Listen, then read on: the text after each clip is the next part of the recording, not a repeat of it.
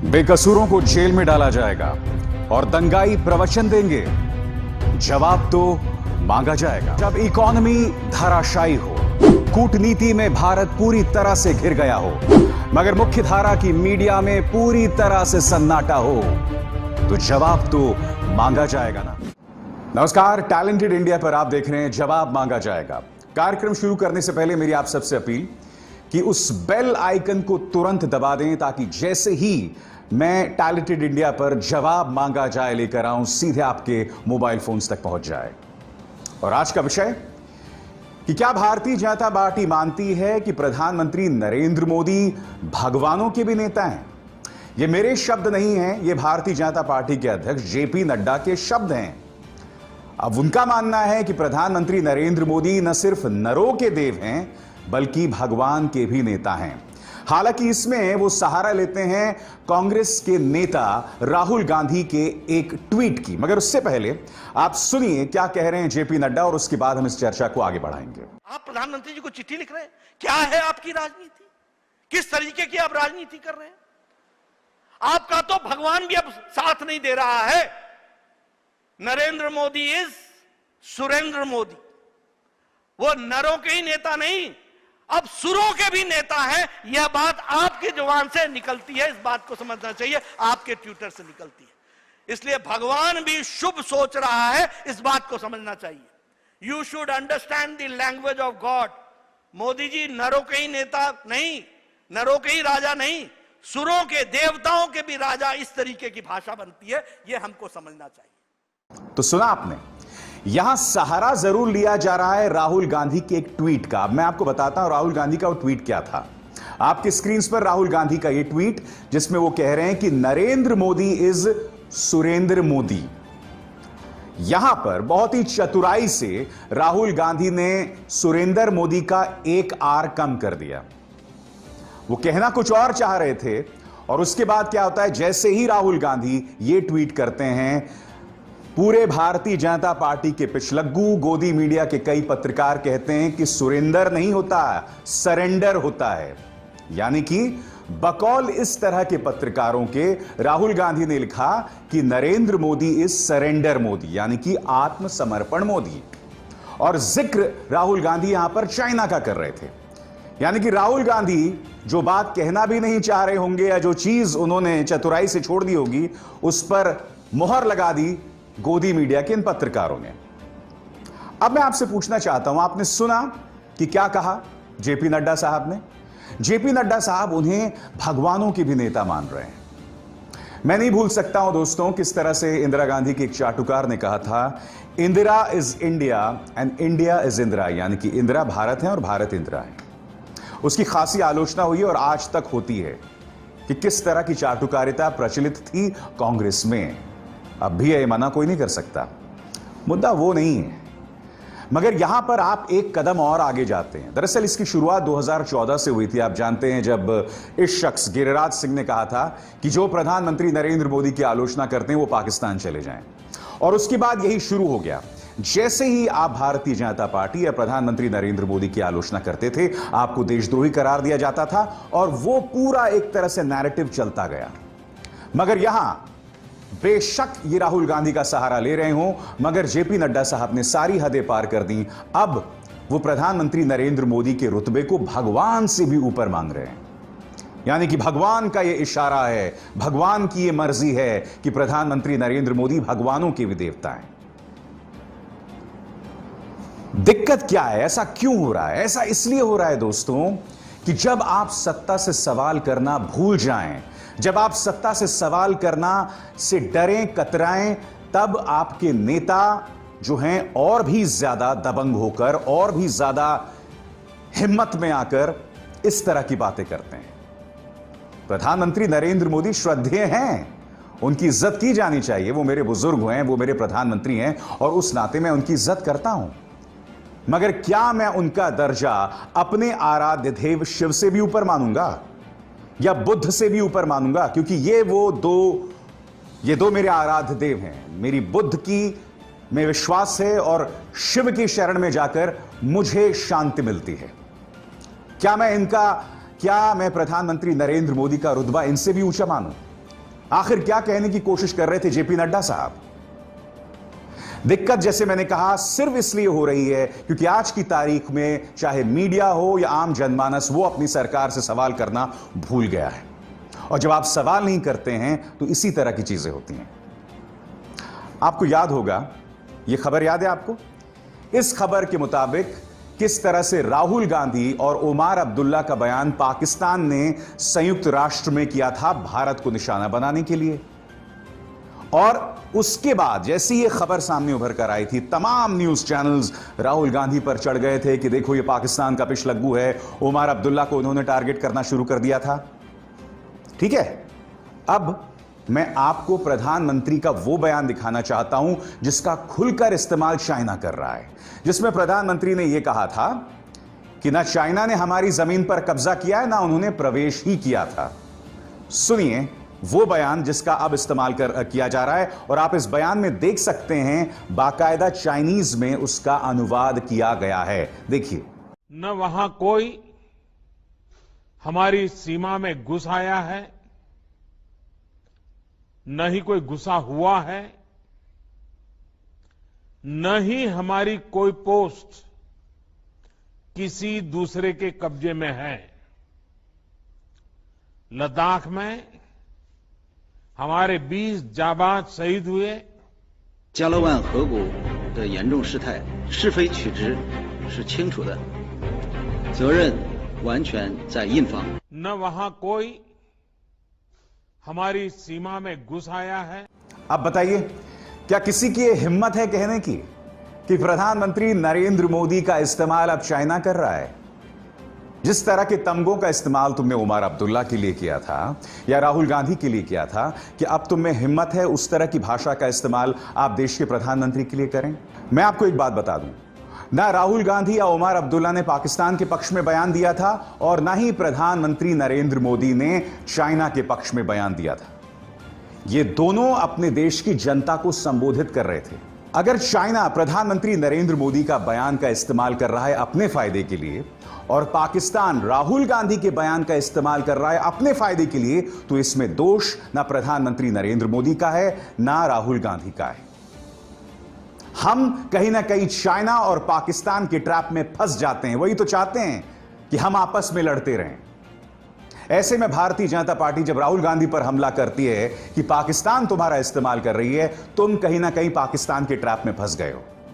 और आज की तारीख में जो लोग प्रधानमंत्री नरेंद्र मोदी की आलोचना कर रहे हैं कि भाई चाइना आपके बयान का इस्तेमाल कर रहा है, वो भी चाइना के ट्रैप में फंस गए। मगर हां, बहुत जरूरी है कि पारदर्शिता बरती जाए। अगर आज की तारीख में राहुल गांधी या मेरे जैसे पत्रकार या फिर अन्य पत्रकार या अन्य विपक्षी दल जो हैं वो इस सरकार से सवाल करते हैं, तो वो गुनाह नहीं है। मैं आपको 2013 में लेकर चलना चाहूंगा। आपके स्क्रीन पर देखिए दोस्तों, ये 2013 का बयान है। उस वक्त भी चीन ने घुसपैठ की थी। 30 अप्रैल 2013 को बीजेपी की पार्लियामेंट्री पार्टी की बैठक होती है और इसमें वो क्या सवाल करते हैं आपकी स्क्रीन पर।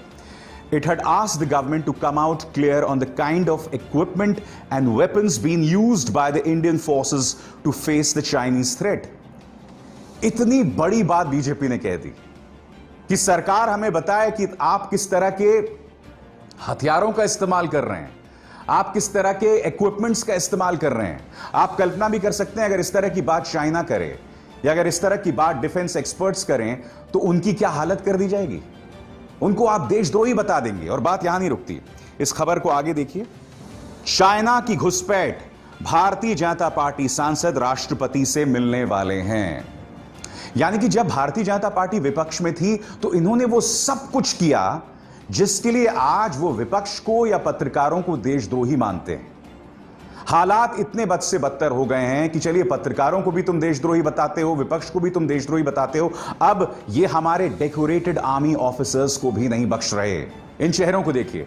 Defence expert colonel Ajay Shukla, lieutenant general HS. Panag, general Hooda, Uri surgical strike के हीरो। आज की तारीख में अगर ये सरकार से सवाल कर रहे हैं चाइना पॉलिसी के ऊपर तो इन्हें देशद्रोही तक करार दिया जा रहा है, इन्हें गालियां दी जा रही हैं। हम आखिर किस तरह का देश बनते जा रहे हैं? हम ये करने का क्या प्रयास कर रहे हैं? सिर्फ एक पॉलिटिकल पार्टी की सियासत के लिए हम कितनी लक्ष्मण रेखाओं को पार करेंगे? अब मैं आपको एक चीज दिखाने वाला हूं दोस्तों, जो कल्पना से भी विचित्र है। यह रिपब्लिक चैनल आपको याद है, जिसका संपादक अर्नब गोस्वामी है, और यही नहीं, इनके जो संस्थापकों में से एक राजीव चंद्रशेखर हैं, जो भारतीय जनता पार्टी के सांसद हैं। इनके यहां यह शख्स काम करता है जिसका नाम है मेजर गौरव आर्य। इस शख्स ने हमारे वरिष्ठ सैन्य अफसरों को गाली दी कल ट्विटर पर। मैं आपको बताता हूं पूरा घटनाक्रम क्या हुआ सिलसिलेवार तरीके से आपकी स्क्रीन पर। ब्रिगेडियर थापर, जो 30 साल तक सेना में रहे थे, वो अपनी तरफ से ट्वीट करते हैं। वो क्या कहते हैं आपकी स्क्रीन पर है। आजकल रिपब्लिक टीवी पर अजय शुक्ला को लगातार निशाना बनाया जा रहा है। 16 मिनट में अर्नब गोस्वामी ने अजय शुक्ला का नाम 49 बार लिया है और अब लेफ्टिनेंट जनरल एच.एस. पनाग का नाम लिया जा रहा है। इसके जवाब में मेजर गौरव आर्य कहते हैं कि मैं इन दोनों को 2 से 3 साल बर्दाश्त कर रहा हूं, मगर अब बर्दाश्त नहीं करूंगा। आगे ब्रिगेडियर थापर कहते हैं 5 साल की इसने नौकरी की है और ये तेवर। मैं आपको बता दूं, दरअसल ये जो शख्स है मेजर गौरव आर्य, ये शॉर्ट सर्विस कमीशन में था। ये भारतीय सेना में सिर्फ 5 साल था, ठीक है। और हमारे ब्रिगेडियर थापर जो हैं, उन्होंने 30 से 36 साल सेना को दिए हैं। इसके जवाब में किस तरह की बदतमीजी रिपब्लिक में काम करने वाला उनका यह कर्मचारी, जो अपने आप को मेजर गौरव आर्य बताता है, उसने की है। सैंडी थापर, जनरल पनाग और मन अमन सिंह चिन्ना, यह मत सोचो कि मैं जवाब नहीं दे सकता। रोना मत, अगर सार्वजनिक तौर पर तुम्हारी पिटाई होगी। जो करना है कर लो। आगे जिस भाषा का उन्होंने इस्तेमाल किया है, मैं उसे दोहरा भी नहीं सकता हूं। बात यहां नहीं रुकती दोस्तों। यह मेजर गौरव आर्य हमारे decorated army officer brigadier Thapar के लिए और क्या कहता है आपकी स्क्रीन पर।